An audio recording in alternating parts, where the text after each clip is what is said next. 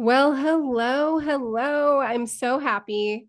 I'm finally bringing you another interview. I've spent a lot of time talking by myself here on the podcast, but I'm so happy today to be bringing on Hugh Massie. And Hugh is a behavioral solutions architect. We're going to dig into that. I'm really interested in finding out more.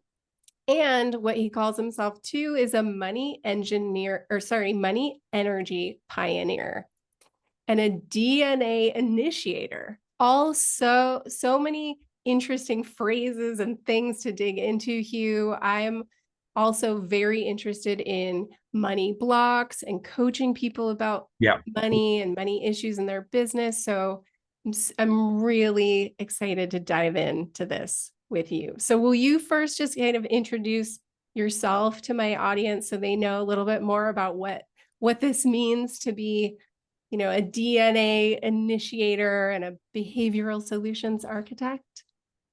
Yeah. So thank you, Jaime, for having me on your podcast to have this conversation. I think, as you're introducing me, I suppose I was just reflecting again, which is really a primary driver for me, is money is such a big energetic force on all of our lives.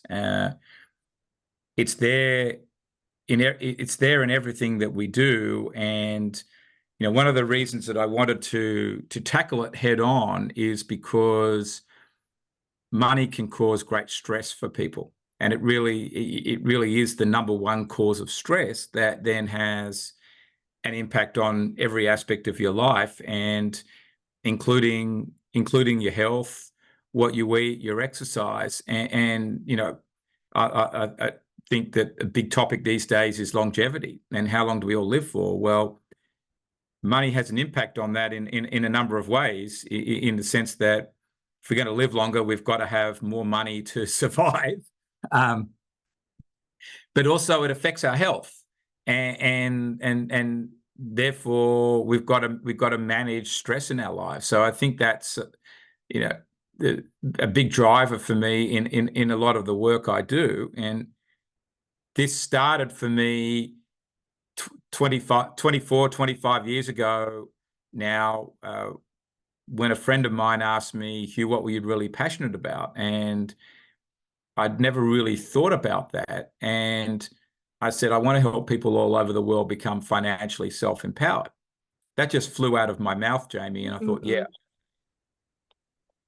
I Wow. know there's something behind that. Yeah. And so I just said to myself, I'm going to take 6 months of reflection time and figure out, what do I do with that? How do I operationalize it into something? And I started to see pretty quickly that this isn't about financial literacy in the traditional terms of helping people understand what stocks and bonds are, and what a real estate transaction is, or anything like that. It wasn't the functional side of money that I needed to address. It was really behavioral. And I realized that I had to help people understand themselves if I was going to help them understand what to do with money.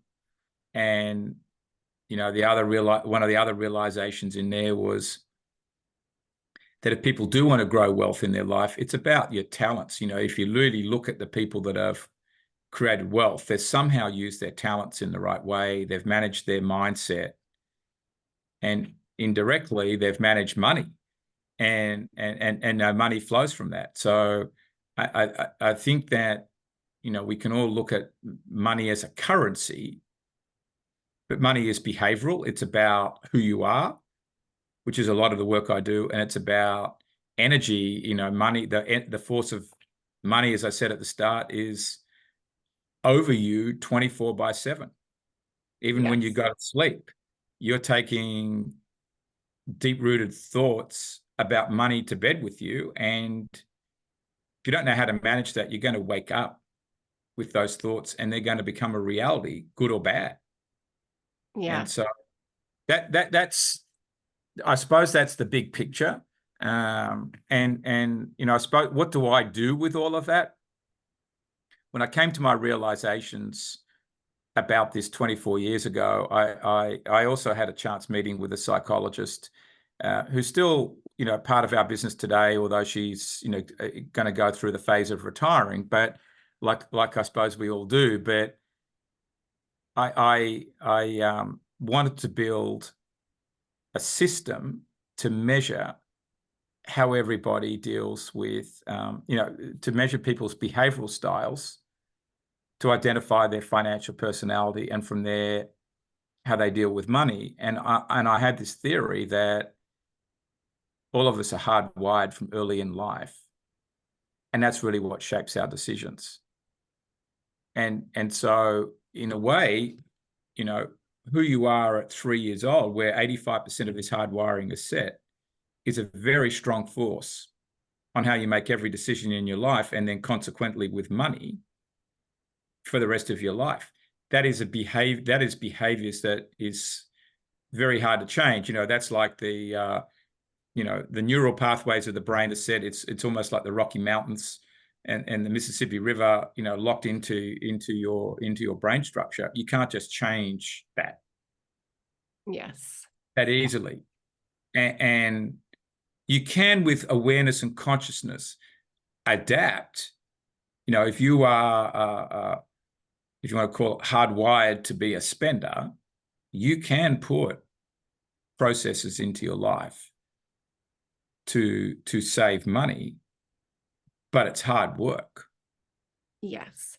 I think there's something that you said earlier, just to like pause you there. So I said a lot, so I let you. It's amazing. It's amazing. And what I love, and when your VA first reached out to me, what I love is that we do so much of the same work, Hugh. Like, I think we really come from a similar place, which is so nice to when you find that symbiosis with people, because it is about mindset. It is about energy. And I think one of the key words that you used was self-empowerment. Right. Absolutely. It's not just about the math. Like, it's about understanding that if you define yourself as a spender, if that's a behavior you've had, you identify with that behavior, you've made it a part of who you are. And that's where your mindset is set, right? Like, a lot of people are like, I'm bad at math. I could never be good with money. I'm bad at this. This is how I define myself. And I think, to your point, that's where the wiring is so set, right? It's set. And the empowerment comes from knowing that I can shift it.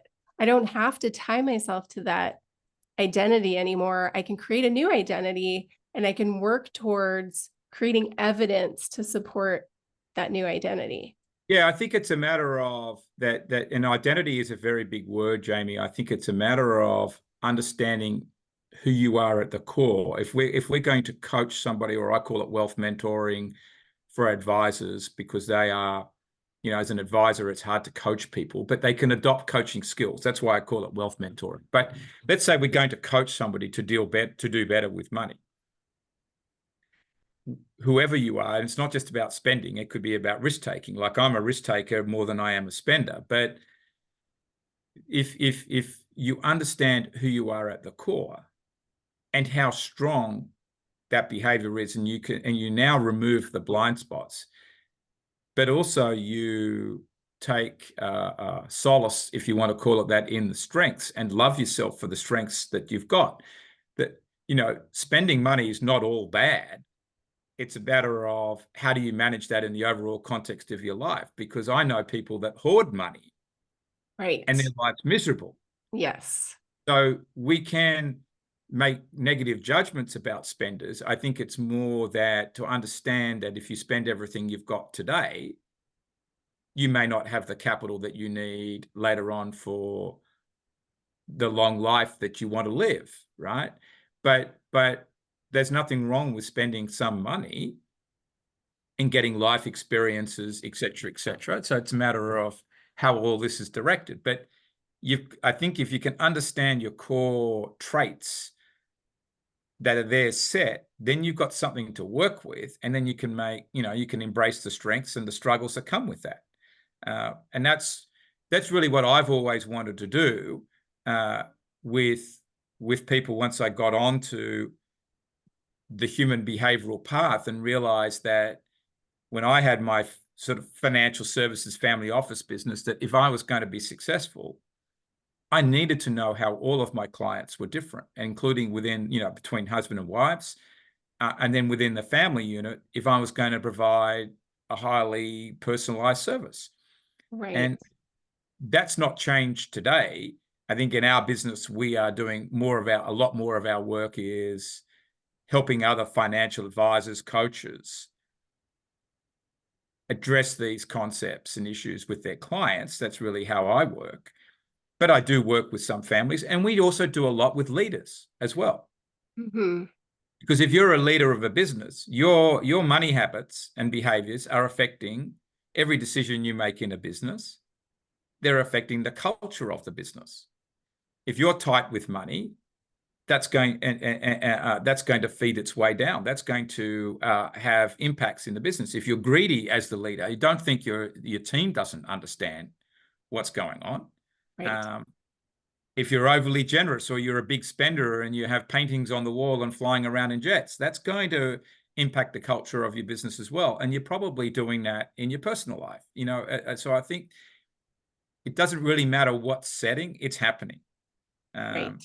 Right. And you've got to understand it for yourself, and then you've got to deal with it for others. And so that's what I've been trying to do, is put measurement on it, because then it shows how strong are certain traits versus other traits, and how do you manage it. And measurement in a way makes things visible, as opposed to human behavior is to some degree this invisible thing.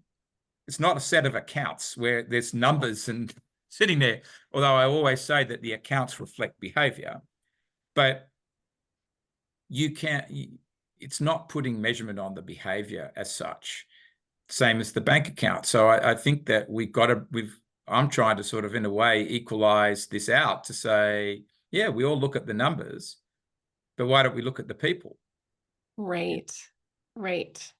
Yeah, I think this is so interesting because I want you also, after this bit, I want you to talk about like what it looks like, right? How you measure this behavior and what your process looks like, Yeah. I think, start to finish. But one thing that I find really interesting too, Hugh, just to like as an aside, is where this all started for you, because I think that's important for my clients and audience also. This is part of the place where I help people grow in their careers. There's a stopping point, I feel like, that we all have, where we're like, we have this set of skills and I want to take it further. And this is what you've done, right? You're like, I have this set of skills, but I have this passion over here. I want to turn it into something else. And I think that money is the thing that keeps people from taking that risk oftentimes. It does. Yeah. It absolutely does. And your beliefs about money, or that you have put yourself in the money trap of early in life Yes. having a lot of debt, and you're married with 2 kids, you've got a lot of debt. That's going to, for some people, it's going to make them scared to take a step out and do something that they really want to do. Or people have gone down the track of a career path that they did training for because they went to university. They get locked in. You're earning quite a lot of money. Okay, life is okay. Do I really need to step out of this? But I'm not fulfilled.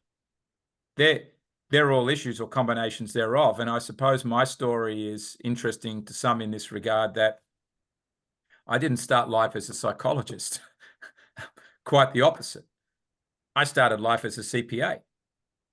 I'm a business guy, a numbers guy, true and true in that sense. And I did 10 years of being a CPA, or chartered accountant, was what we call it in Australia, tax specialist. But I hit a wall where I wasn't passionate anymore at about 30 years old. And I was looking at a promotion and I was thinking, yeah, you know what? That's going to leave me on this track for a long time. It's not where I want to be. And I was not married at the time. And I thought, I can take the chance to go out on the street, as I call it, and sort out what I need to be doing. And I did have this idea that I needed to provide people a service, a financial service that was very highly personalized. But I didn't know that when I started. I didn't quite know what that meant when I started my financial services business. But as I went through the journey, and then suddenly somebody asked me one day, well, what are you really passionate about? And this was probably 4 years into the business. Well, this is when that statement came out. I want to help people become financially self-empowered. And I realized that when I was looking at the clients, behaviors would change from the first meeting here. It was socialized setting, like almost like a conversation we're having now, Jaime. Everybody's relaxed. Under pressure, people did different things. Yes. And I saw that later, whether it was the husband, the spouse, or one of the kids, different things happened. And I thought, okay, there's something going on with that. And that's when I had the chance meeting with the psychologist.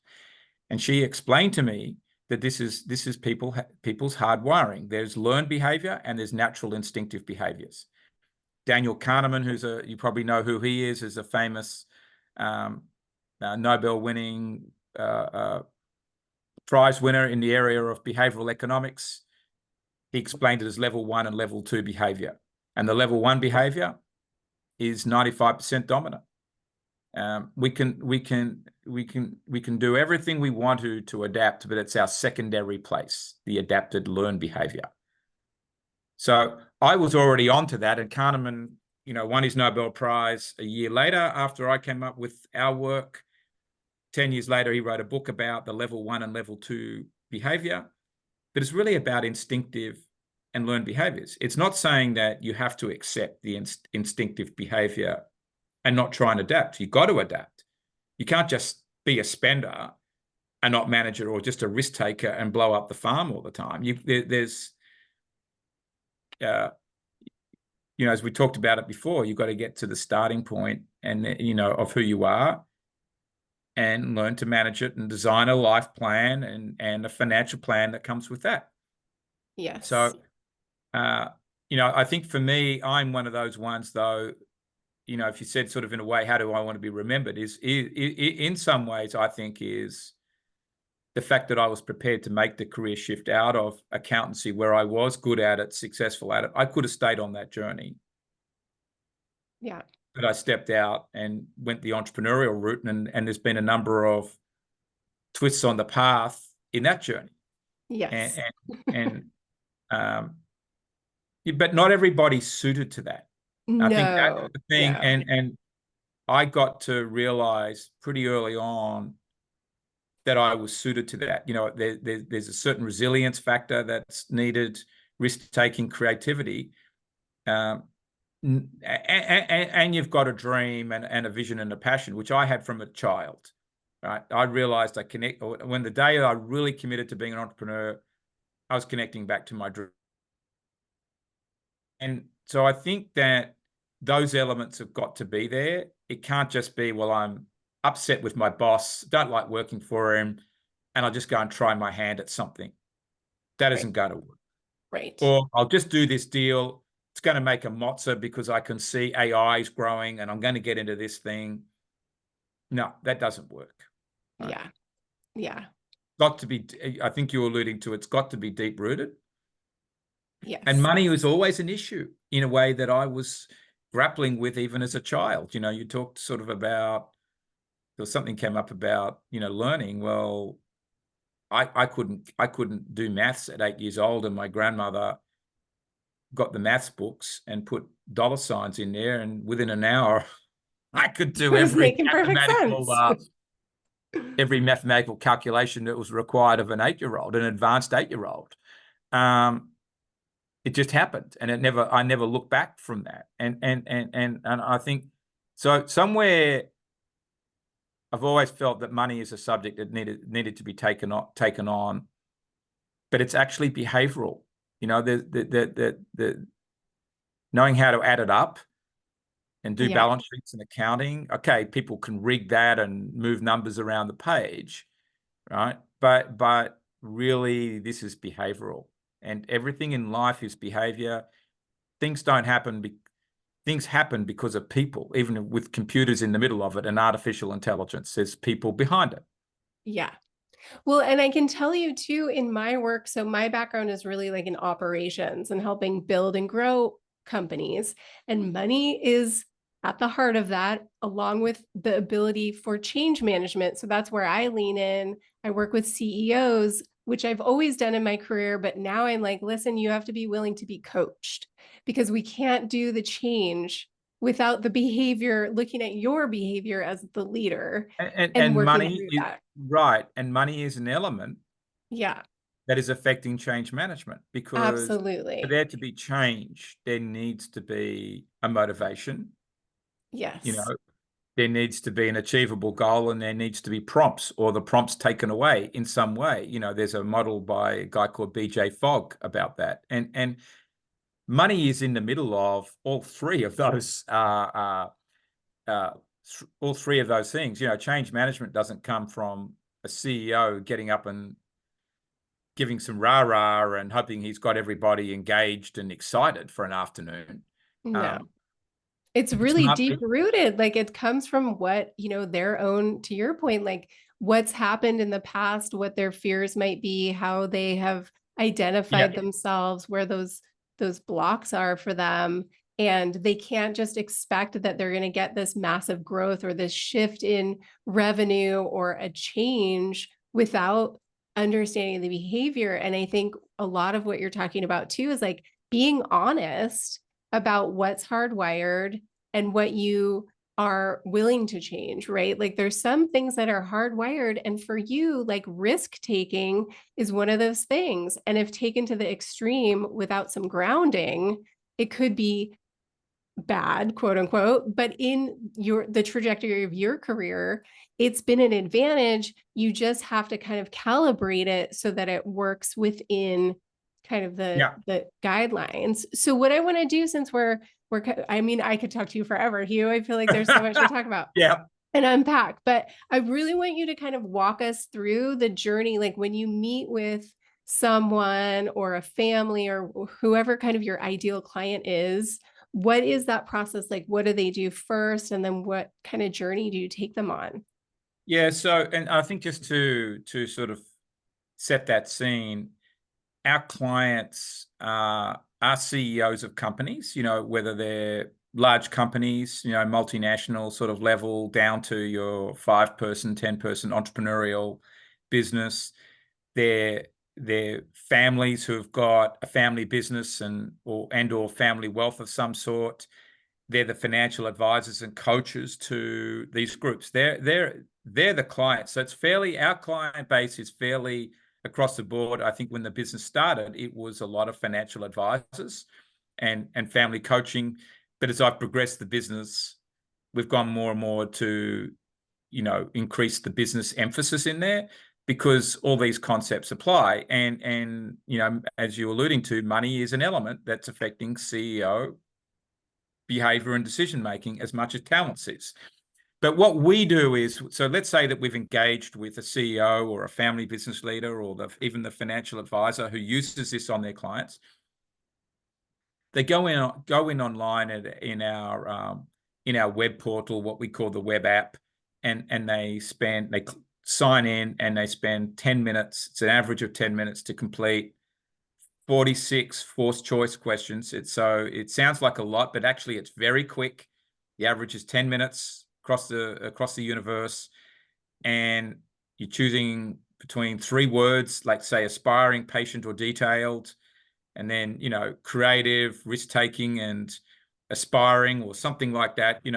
Those choices are being made, and then you get back feedback, and you get back feedback on your talents. You get feedback on how you deal with money, how you're reacting to the stock market, how you want to be communicated with, your strengths. It all sits there, and we've got a dynamic web app portal, so that you can, or this data can show up for a family, or it can show up for a team. You can do simulations, etc. That's the traditional process that we follow. We have a model that if people only want to do 11 questions and instead of getting 97.1% of the power of it out of 46 questions, you can get 80% or so with 11. So we're introducing that model, and we've actually figured out a way using AI to create the profile without someone doing it. But that's really for marketing reasons. But if you're going to coach someone or someone wants to be coached, I'd make them go through the full process. 10 minutes is not a long time to learn how you're wired up, and then to start the coaching engagement and to help them build the team out and to do hiring or to build the financial plan. How are we going to deal with money? Better decision making. I think that at the end of the day, I want people to be able to make more informed decisions for themselves, for their family, and for their business, or if someone's investing in them in some way, to make more informed decisions about them as well, with their consent and participation. So that's what happens. So it's an online psychometrically validated system. We've had around 2.5 million people complete it. So it's pretty robust now, scientifically. It wasn't just Hugh in a garage or Hugh sitting at his desk. We had experts help us with it. So, and I think proof's in the pudding, it's getting used. So Great. That's great. And so it's something that you can engage with and then decide if you're going to continue with the coaching piece. Like you could just gather the data, and then you could gather the data and figure it out, or then or it can be turned into coaching. I think the greatest thing out there, or opportunity out there, is to understand how you're different to somebody else and what's your impact on them and their impact on you. That's when you also start to learn it as well. Because you just read it for yourself. Yeah, you can say, well, that's me. But I think once you start seeing this for others and how your behavior impacting a team, if you're a CEO, looking at the dynamics in your senior leadership team or in the boardroom, it gets interesting. Yes. And that's really when rubber hits the road, and the coaching's needed, I think, because how do you exercise influence, say, without sort of hitting the table and wielding power as such? Right. That's an art. Yes. Right. And that's part of change management. That's bringing people along. And, a heavy-handed leader, and a lot of them out there are, it's not unusual to learn to lead with influence, but without, wielding the heavy hand is something to learn. And, money is all part of this, because it's there in the bonus schemes. It's what have you got at home, or what pressures are coming on there, how your teammates making decisions, how you're making budgets. This is all stuff that needs to be addressed. Yes. And I think a lot of CEOs shy away from it for a variety of reasons, but a lot of the CEOs that I work with who are on their own and don't have partners and are running independent companies, they're afraid of transparency too. So sometimes they don't want to give a budget to a department head because that might glean something about the business, and they've been holding it so close to the chest for so long. And for all these reasons, right? Because they haven't really looked at their behavior with money. They're afraid of people seeing their behavior with money. When you run a company, it's kind of as vulnerable as you could potentially be with the way that you manage money, because other people's eyes are going to be on it. And I think, to your point, I think it's so interesting as a CPA, you probably saw everything in the balance sheet where you're like, I can see all the behavior, here it is. But you couldn't, from that standpoint, foster change, right? Or help influence any change. You were just seeing the behavior, and then they were just continuing the behavior. And I think particularly with a lot of small, entrepreneurial leaders, they can fear the green eyes of envy from within the team. But at the end of the day, if you're going to grow, you've got to bring others into leadership positions. There's got to be some level of transparency. And it's a matter of agreeing the rules of the game as to, okay, when money comes in, how it's going to get distributed there. And I think if you've got the right team, they'll understand who took the risks and when. And, that's something that needs to be sorted out. But you also need, you need to create opportunities for people if you want to grow yourself. So I think your own greed's got to be managed, your own attitudes to money. And it's about your own relationship to money. But, if you've got used to pulling a certain amount out of the business, and you've created a family lifestyle around it, and maybe you don't want everybody to know what's going on totally in that area, then it gets hard to open it up. But part of it is you've got to grow with your team and bring people on. Otherwise, you're not going to grow and unleash your success. Absolutely. And that is, and I've seen this happen too. I was a shareholder in a business, and I could see what the controlling shareholder did, because his spouse, his wife, was hammering him for, why isn't business making more money, and we need to do A, B, C, D in our lives. And some bad stuff happened. And I think that transparency and that sharing for a business leader too, it takes the pressure off them also once they feel open and able to share some of that information. And when we go back to the empowerment piece, a team feels much more empowered when they know how much money they have to spend, rather than some vague, nebulous, oh, well, sure, I'll tell you when you're going over, or something like that. Then leaders don't really get to stand into their leadership. As non-owners of the business, it's hard to be a leader really owning something if you don't know what part of the money you're controlling, or that you get to own. Like, you own a little piece of the business. And a lot of that is just like the fear or the lack of transparency, I think, holds the other leaders down sometimes. So clarity creates trust. And I think that one needs to create that clarity, and that'll build the trust. And you've got to honor the arrangement. I think that's the thing. And I would say the other thing, Jamie, is one of the things we measure in our system is trust itself. And some people are naturally high on it, and they're probably going to be overly transparent and share things they shouldn't share. Because there are some lines there where you've got to be a little smart, but on the other side, you're going to get some, and I think a lot of founders will fall into this just by how they're wired, are more skeptical. They're far more guarded, and therefore you're going to see that behavior permeate through the business, whether it's with dealings with money, but also in how the business deals relationships internally, the internal people culture, and how clients are engaged with. It's all, in a way, it's a reflection of the CEO. Yes, absolutely. For the larger part. Yeah. Yeah. And it's great when CEOs are reaching out to you, right? Or they're reaching out to people like me. I think that says so much about a leader when they sort of recognize where some of their blind spots might be, and they're looking to get some outside support with that. So at the very least, we can say those are the leaders that are looking for a way to shift their behavior. And I think that's a great model. And it's amazing that you're available for that. And I'll say too, Hugh, I think in my line of work, the thing that people are always looking for is like a strategic financial advisor in their business.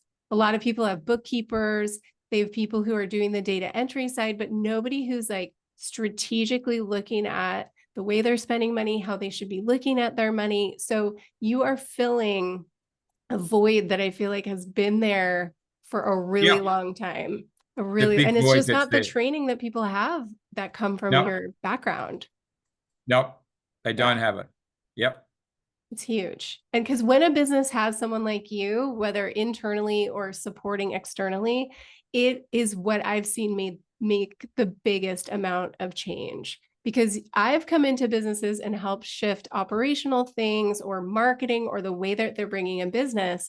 But at the end of the day, if I don't have a financial partner in that to really like be able to move that piece, which is its own thing, like that has to be at a center point. And a lot of people just disregard how important that is in a business of a certain size. But I think even from a smaller business, using the tools and using the learnings of a bigger business just means you're going to get to your goals potentially. Yeah. And I think this is you've summed it up really well. I need you more often as my advocate, and this podcast, I think, will be well publicized by by us because, you know, of that summary, Jamie. And I think that so many people look at human behavior as something that just gets done to hire somebody. And they're not looking at it strategically and how it's impacting every decision of every person. And your summary is brilliant. Yeah, absolutely. I mean, it's huge. And it's just because of it from experience. I mean, when I've worked with people who are more like you, like looking at what I like to say is just like the strategy, like the financial strategy for a business and all the components of that, Yep. it's just made the biggest difference. And plus, it's just more fun and interesting to get into the numbers, right? It just means something different than just all these hangups we have about money and what it means. It just makes it more feel like it's this engaging project to dig your teeth into rather than something that's annoying that you're trying to push to the side and just have your accountant deal with. Well, and when you realize that the numbers are caused by people,